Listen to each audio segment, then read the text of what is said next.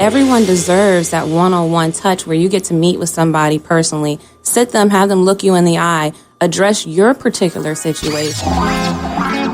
This is Blair Durham with Black Wall Street Today, your media hub for all things Black entrepreneurship, politics, news, and events in Hampton Roads and beyond. When I say black, y'all say Wall Street. Black Wall Street. Black Wall Street. When I say black, y'all say Wall Street. Black. Blair Durham. Greetings. Hey, welcome to this 18th edition of Black Wall Street Today with Blair Durham. Thank you as always for tuning in. Are you considering starting a business? Here are 10 ways to evaluate a market from the popular book, The Personal MBA by Josh Kaufman. This information was actually shared to the Black Brand Members Only group by its chairman of the board, Ronaldo Randall. I thought it fitting to share with our listeners today. First, urgency. How badly do people want or need this right now? Second, market size. How many people are actively purchasing things like this? Third, pricing potential. What's the highest average price a purchaser would be willing to spend for a solution? Fourth is the cost of customer acquisition. How easy is it to acquire a new customer? Fifth is the cost of value delivery. How much would it cost to create and deliver the value offered, both in money and effort? Sixth is uniqueness of the offer. How unique is your offer versus competing offerings in the market, and how easy is it for potential competitors to copy you? 7 is speed to market. How quickly can you create something to sell? 8 is the upfront investment. How much will you have to invest before you're ready to sell? 9 is your upsell potential. Are there related secondary offers that you could also present to purchasing customers? And the 10th way to evaluate a market is to consider its evergreen potential. Once the initial offer has been created, how much additional work will you have to put in order to continue selling? First up today is our fourth installment on our Stocks and Entrepreneurship series with J.R. Fenwick, Hampton University alum and founder and CEO of FlipThatStock.com, as well as award-winning author of How I Quit My $100,000 a Year Job. J.R., welcome back to the show. Hey, it's great to be back. How you doing? We are building. I am so excited. Let's hop right in. What do you have for us today, JR? What are we going to discuss? All right. So today we're going to dive a little deeper into some of these subjects on the stock market. So the first thing up is I want your listeners to get a good understanding between the difference between trading and investing. Okay. A lot of people use these terms interchangeably, and they're not the same thing. And so, excuse me. And so, you can think of it this way: is that investors are people who are looking down the road into the future. So, if you buy a stock or shares of a stock and you hold it for a year or longer, you're considered an investor.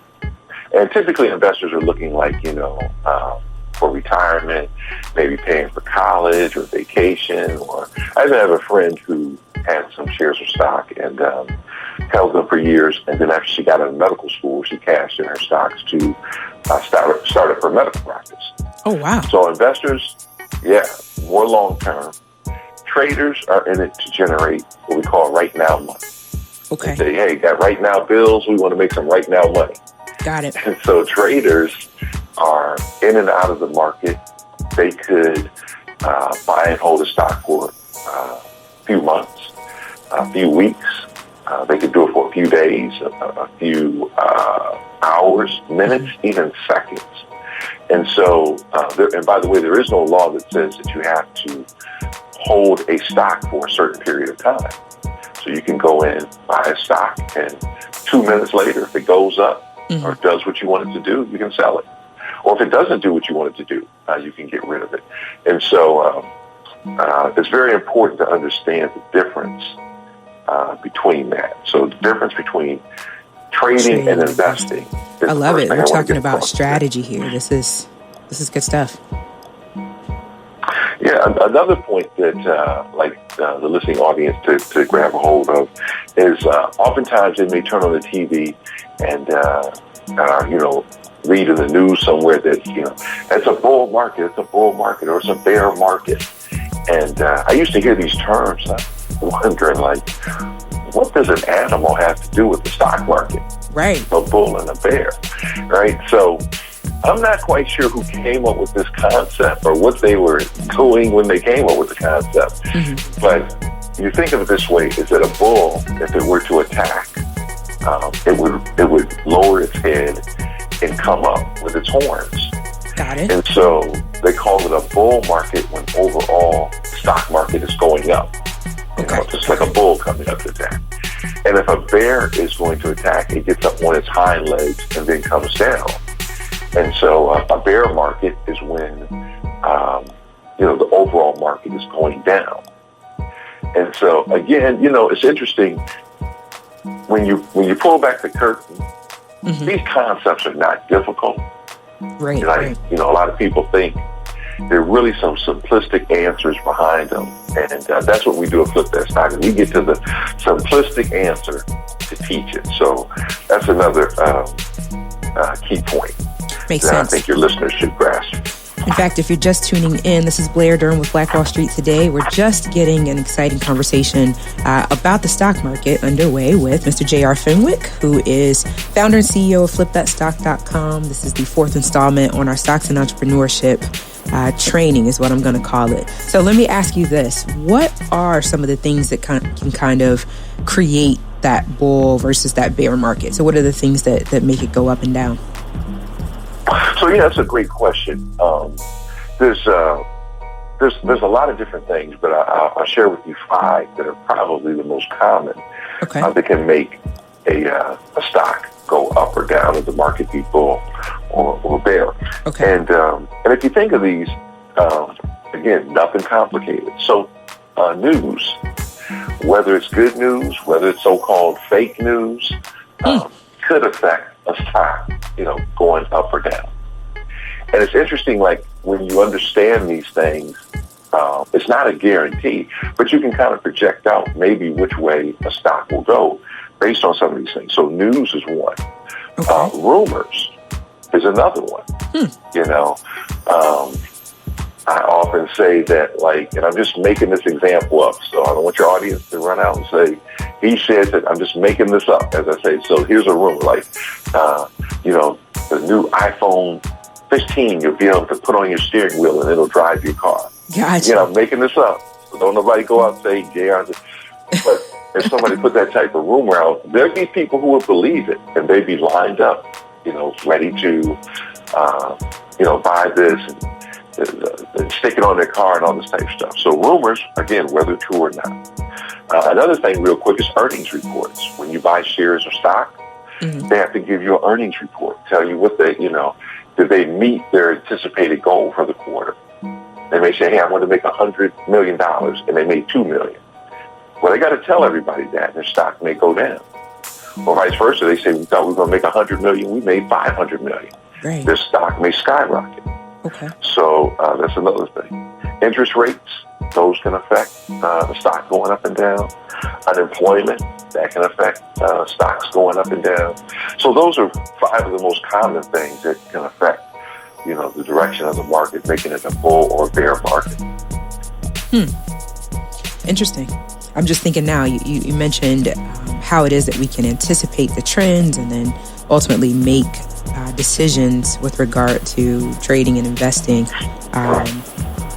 It seems fascinating. I'm excited. So what's the main indicator that would sort of determine the overall health of the stock market? So you know how let me use an analogy here.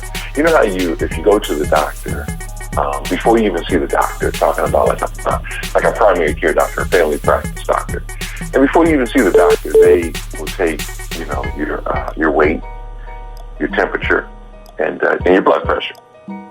And the reason they do that is because those 3 things are 3 indicators of your overall health. It doesn't mean that you don't have a cold or a flu if all of those are normal, but it just gives them an indication of your overall health. Got it. And so in the stock market, they have something similar. And the main indicator that they use, that you hear on TV all the time, is called the Dow Jones Industrial Average, which a lot of people just call it the Dow. Yeah. So what is the Dow? All right, so again, not complicated. All the Dow, I just want people to think of a shopping cart that's holding 30 stocks in it. Okay. 30 huge stocks, like Apple, Exxon, big companies. So whichever way these stocks, well, first of all, every day and throughout the day, they have a formula to average the performance of these stocks.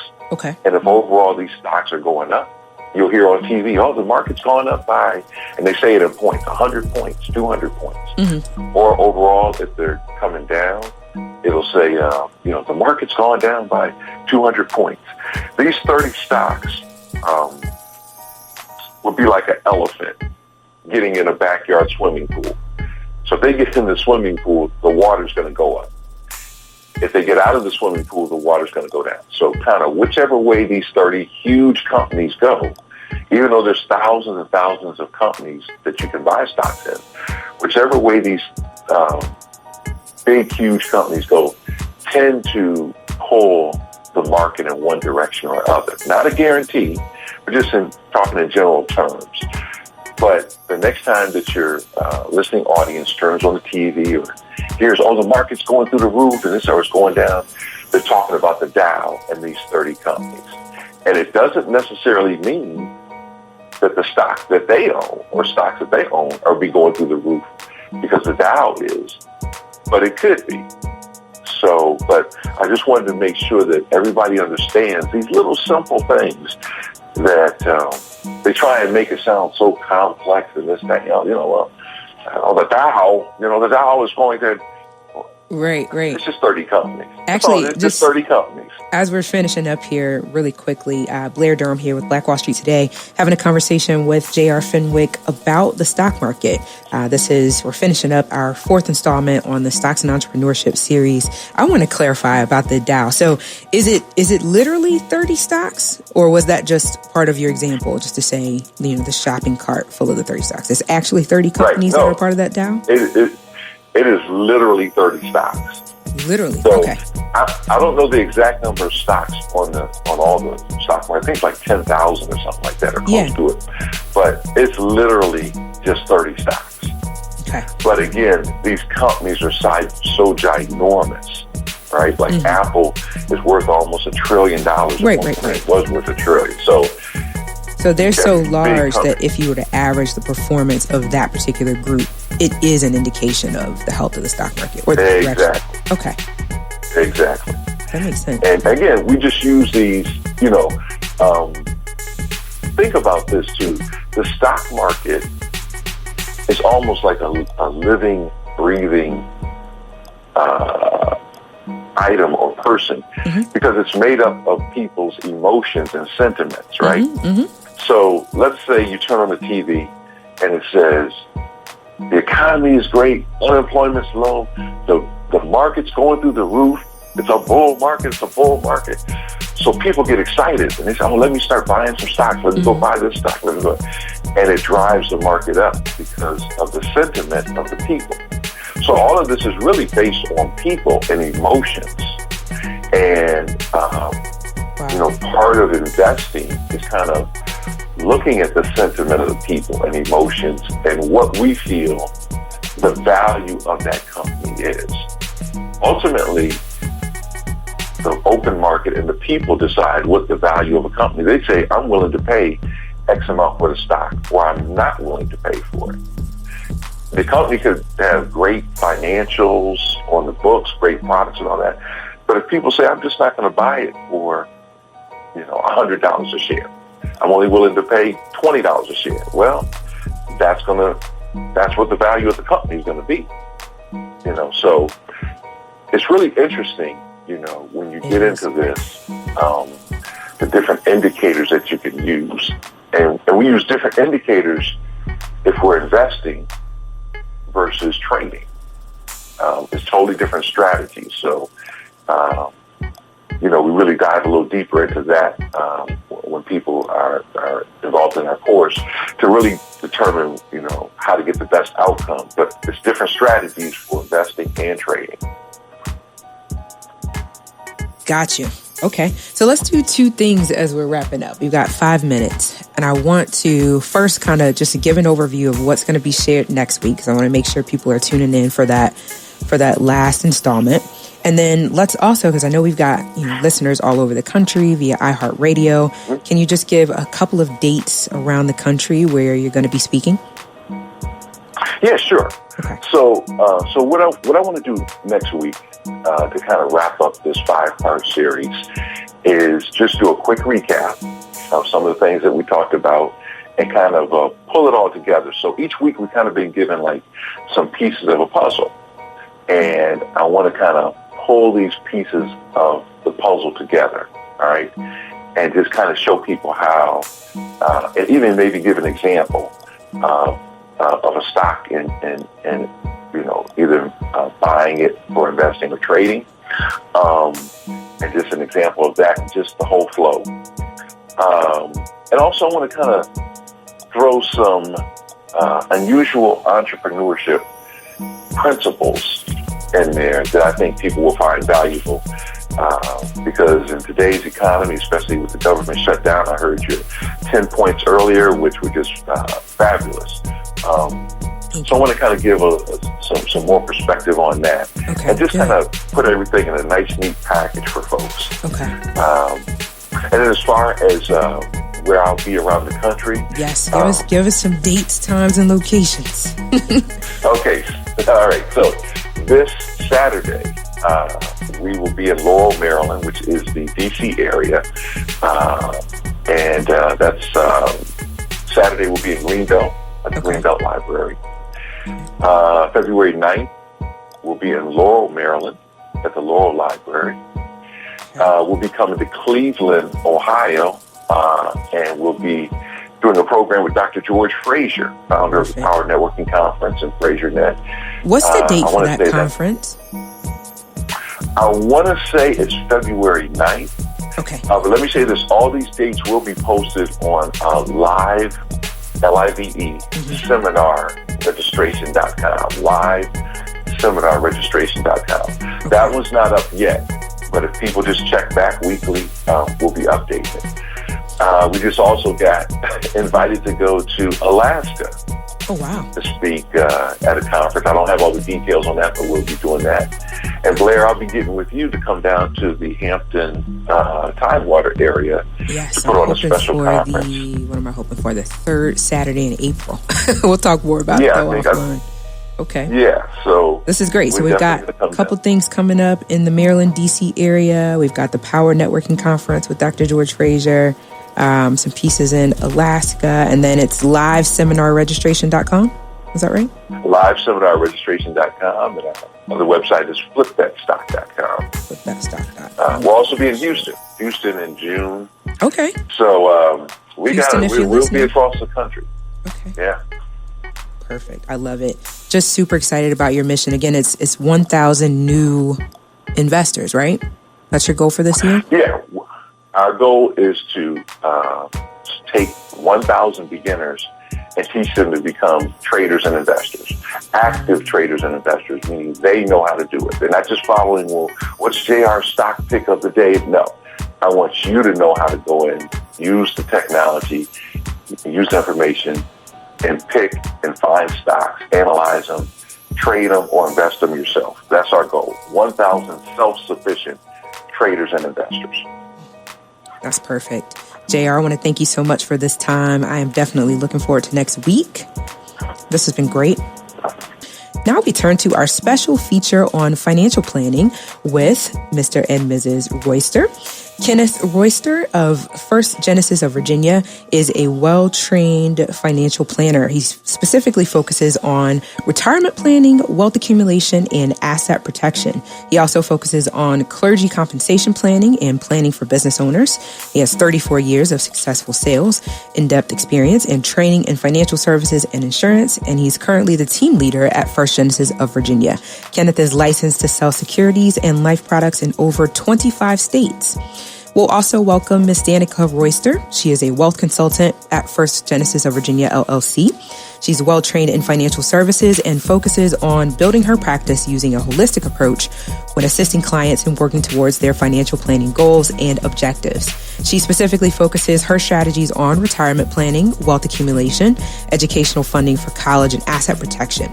She also focuses on clergy compensation strategies, funding for college, and asset protection, as well as enhancing financial literacy in the Black community. She hopes to partner with various organizations to empower her generation in Hampton Roads and beyond. I want to thank you both so much for being here today. Thank you for having us, Blair. That was a mouthful. You guys come with such great experience. So excited about what you're doing in the community.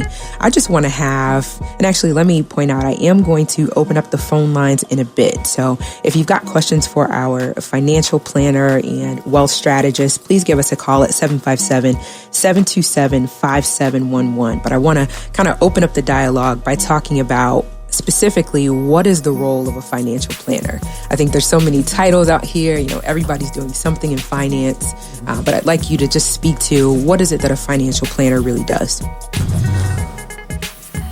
That's a wonderful question, Blair. From my perspective as an advisor who works directly with clients, I believe that we add value, financial value to our clients' lives, particularly with addressing their financial goals and objectives and assisting them with coming up with a strategy to address those items. Often I meet with people and they know, or they've been referred and they're like, someone told me that I need to get with you to get my financial life together. Mm-hmm. And I tell people all the time that, what does that mean to you? Because finances isn't one size fits all. Sure. Get my life together could be, help me with my budget. Get my life together could be, hey, I know I have these benefits at my job, but I don't know how to manage them. Get my life together could be, I have a family and I want to make sure I'm doing everything that I can do to make sure that I'm protecting them, as well as setting ourselves up so that I'm creating a legacy for my kids. So our goal and our objective is to assist those clients not only with educating them, but providing them with a playbook on how to be financially successful. So what I hear you saying is these are custom solutions, right? This is not, you don't do the same thing with every client. No, not at all. And I think sometimes, people will find a piece on Facebook or YouTube or read some link and they'll think that, hey, all I got to do is do these 3 things that this person, quote unquote, financial coach guru said, and I'm going to be wealthy. They're going to show me how to turn $5 into $5,000. And you have to question yourself and wonder, if it was that easy, wouldn't everybody be rich? Right. And one of the things I talk to my clients about, or people who I just speak with in general, is saying, don't you want to have a relationship with somebody who is invested in you and your future, making sure that they're doing for you? A book is great to get knowledge. Going to seminars is great to obtain knowledge as well. However, everyone deserves that one-on-one touch where you get to meet with somebody personally, sit them, have them look you in the eye, address your particular situation, and help you accomplish your goals. I love it. You mentioned something interesting, right? So it's kind of the best of times, the worst of times with being able to access all this content online, right? We love being able to go to YouTube University and learn about something we didn't know about. But what specific credentials, certifications, licensure do you all have to have in order to act as financial planners, financial advisors, etc.? Well, the most basic of licensing is, having a Series 6 or a Series 63 license. When you start moving up market to clients who are stock investors or ETF investors, you're going to need a Series 7 license. And if you are charging for your services, you need a Series 65 or 66, which is an advisory license. Got it. Okay. And so those are the basic entry-level credentials to get into the marketplace. From there, you can gain designations such as the CFP designation, the CLU designation, the CHFC. There's a lot of designations for specialists that say that they're specialists or they are what we call well-trained generalists. And so depending on your career track as an advisor, you will choose those tracks and kind of educate yourself so that you can get these proper certifications so that you're better positioned to serve your clients. One of the things I'd like to share with your audience today is that this idea of getting rich is not a great thing. Okay, no. And let me explain to you why. People get disappointed with failure quickly, and therefore they don't do the necessary steps to empower themselves economically. I've often told people that rich means different things to different people. And I gave an example during the Enron crisis when Kenneth Lee, who was the CEO of Enron, was questioned by a reporter about the fact that he said he was broke. And they said, well, Mr. Lee, you own 42 houses. How could you say that you're broke? He says, well, broke means different things to different people. Okay? He was a multi-millionaire. And so not having money but having the houses didn't mean anything to him anymore. The government had seized his wealth as far as he was concerned. Now, we're intentionally serving the African American community. 90% of our clients are African American, and they run a really big gamut from what we call the basic family, where it could be a single mom working every day to support herself and her child. On the other side, a husband and wife thriving with great careers, making good six-figure incomes and so forth and so on.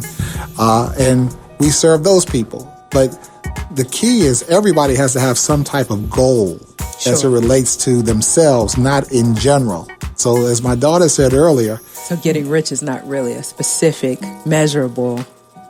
No. Achievable goal. No. And certainly chasing wealth quickly is really it's ridiculous. Yeah. Everyone that you may know and everyone that I know over life have built something. Right. And it takes time to build something. Let me just interject quickly. If you've just tuned in, this is Blair Durham with Black Wall Street Today. We are sitting with Mr. and Mrs. Royster of First Genesis of Virginia, LLC. They have a focus on empowering the Black community through finance.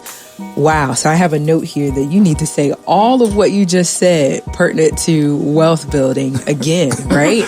The fact that getting rich is just not... It's not a goal.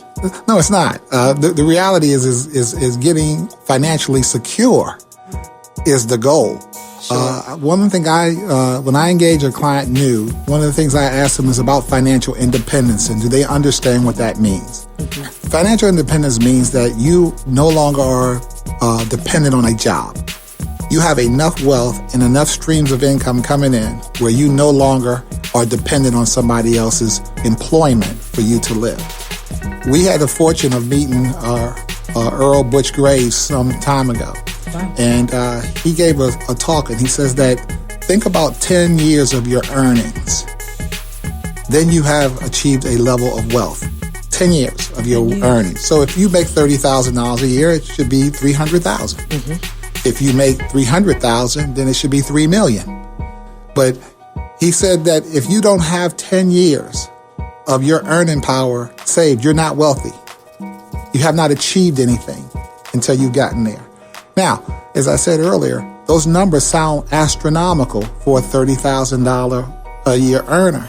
But the truth is they have pretty much anywhere between 30 to 40 years to achieve it. Sure. And when you spoke earlier to me about the compounding, the rule of 72, this is where that would then come into play. What's my equation over the next 30 to 40 years? How much do I have to put in if money is doubling at a certain rate of return, okay, to get there? You need a financial advisor, financial planner to help you navigate that number, okay? One of my favorite commercials came from one of our competitors years ago where a guy was up on the hedges cutting his hedges and some guy walks by and he's toting this number. And the guy says to him, what you got there? He says, this is my number.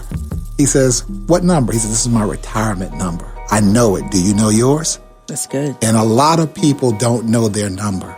And then when they get to the age of retirement, they call 65, they realize that their number doesn't match up with their age. And that's when it's problemsome. And so what we try to do is eradicate that early by getting people to their numbers, whether it's educating your children, your down payment for your home, and then retirement ultimately is the last one.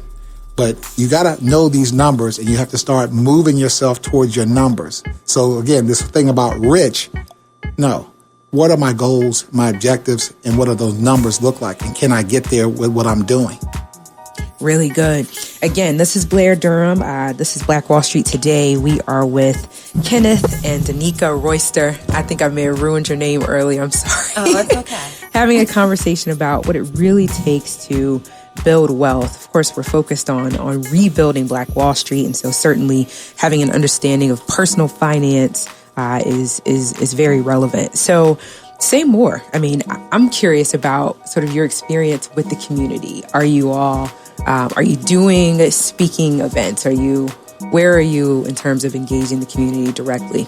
We engage the community on several levels. Past the individual, we have several partnerships with various organizations in the area, as well as the religious community with several churches and networks that we've been in partnership with over the years. In fact, I have to give a shout out to Hampton University School of Pharmacy, where we actually have a relationship here at the university where we engage the P4 students who are on their way into the real world, as you would say, and we host a seminar with them that is used to be a requirement for graduation.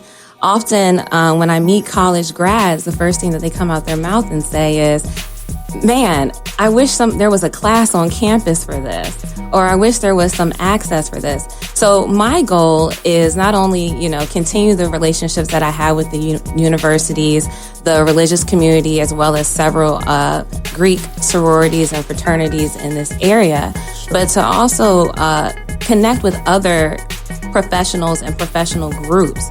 Because even though it's great that if we could get on campus and talk to everyone, and everyone always says, if I didn't have this information when I was 18, I said, now take a pause. You had this information when you were 18. You didn't have a job. You're probably more concerned about financial aid and passing classes. How about we engage the younger generation, college grads, like that senior year or leading into this is the start of my job. So we try to touch people through the seminars we hold locally in the area, connecting with other groups in this area. There's a Hampton Roads Black Young Professional Group where actually the coordinator for that, we came up with a January debt challenge, something that's very foundational but still necessary, particularly for people in our community as a good entryway. And so we're doing that. We have a seminar, actually, quick plug, this Saturday, and it's open and free to the public. This is free, people. Please come out. And it's actually being hosted by the Chesapeake, Virginia Beach chapter of Delta Sigma Theta. And before we close the program, I'll make sure I give that information to you as well to share. But we're trying to create more of those relationships, more of those partnerships that we're reaching our people and giving them the information that they need and the credible information that they need so they can move forward and be able to, tackle their finances. One of the things, particularly in our community, that we always are addressing is closing the wealth gap. Right.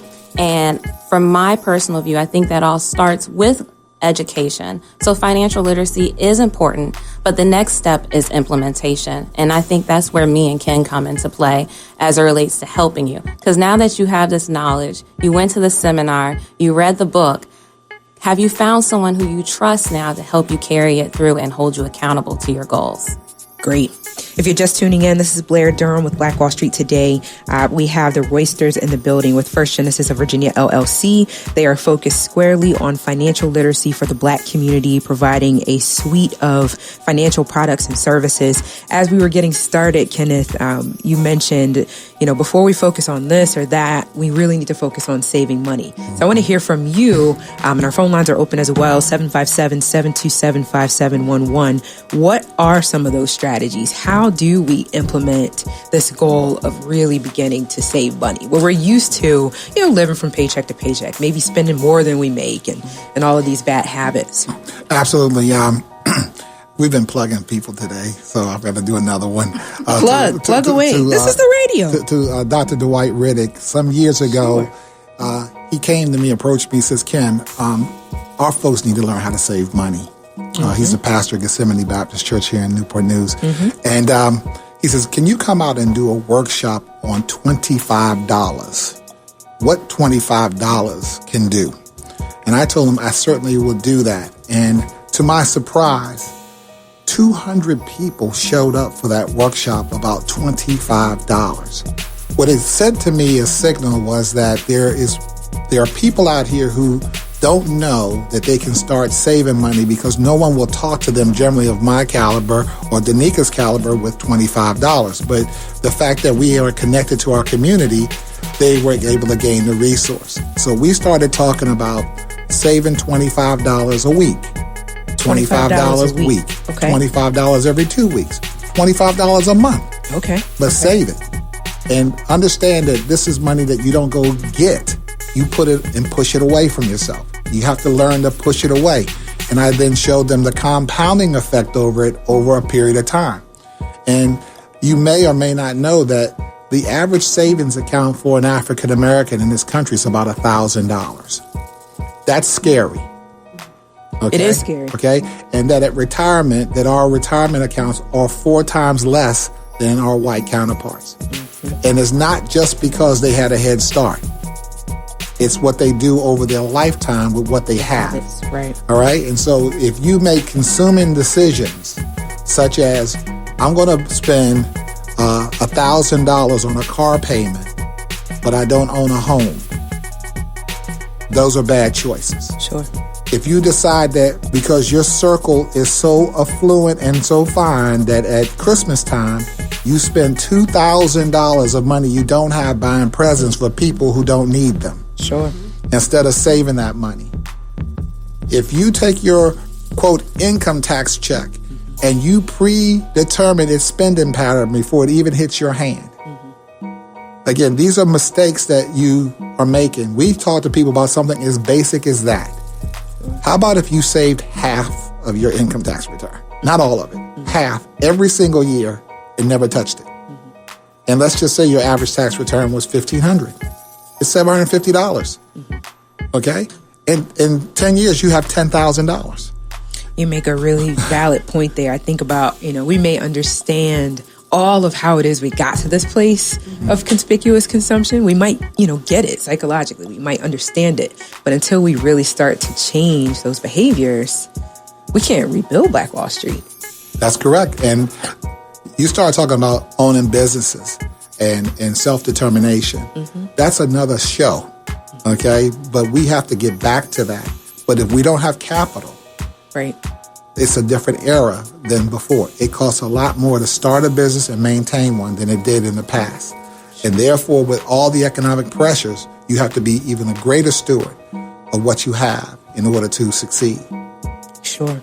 We are finishing up an awesome, awesome show. And I just want to apologize to Danica and to Kenneth for my repeated referring to them as husband and wife when they are in fact father and daughter. My apologies, but just enjoying the fact that they are really building a legacy through entrepreneurship.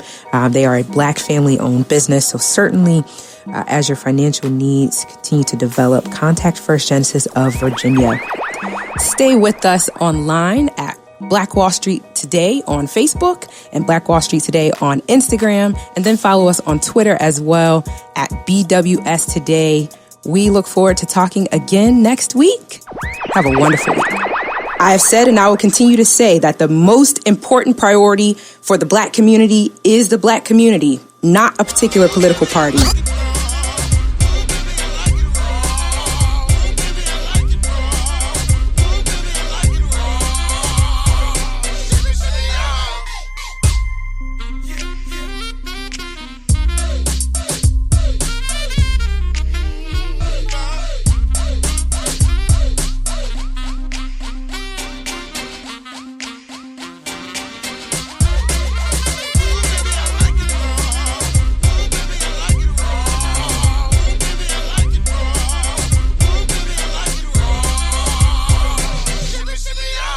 Phenomenal.